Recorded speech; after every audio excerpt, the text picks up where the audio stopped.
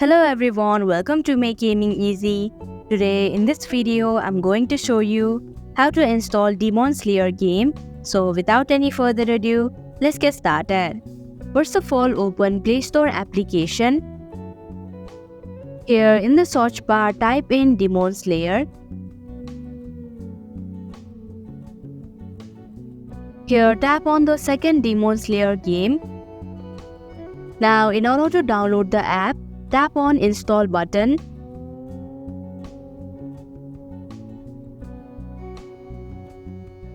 Now after the app has been installed, click on the play button in order to play the game.